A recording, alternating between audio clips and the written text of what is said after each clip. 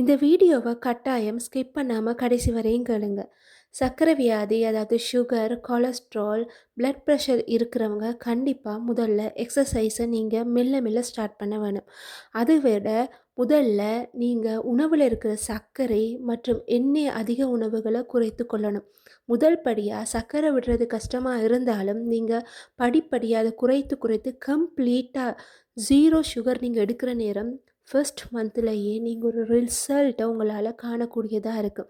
தினமும் 30 நிமிடம் முதல் 1 மணி நேரம் stretching, arm circle, squat, leg raises போன்ற உடற்பயிற்சிகளை செய்ய ஆரம்பிக்க வேண்டும்.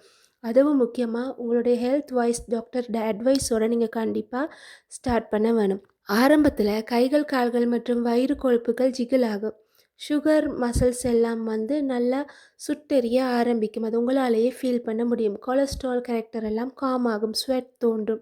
தினமும் ரெகுலர் எக்ஸசைஸ் செஞ்சால் ஃபேட் செல்ஸ் மெதுவாக குறையும்.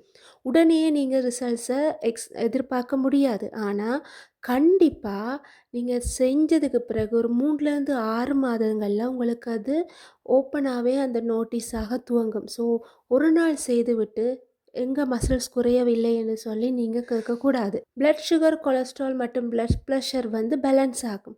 ஆனால் முக்கியம், நீங்கள் கண்டிப்பாக சுகர் அதுகளை கண்ட்ரோலில் வைத்திருக்க வேண்டும். ப்ராப்பராக நீங்கள் தண்ணி உள்ளே எடுக்கணும். பேலன்ஸ் டயட் கண்டிப்பாக நீங்கள் மெயின்டைன் பண்ணணும். அதே நேரம் நீங்கள் நல்லா தூக்கத்தையும் நல்ல முறையில் நீங்கள் பின்பற்றுவது மிக மிக அவசியம். இதனால் உடல் மெதுவாக ஸ்லிம் ஆகி எனர்ஜி, மூட் மற்றும் கான்ஃபிடென்ட் அதிகரிக்கும்.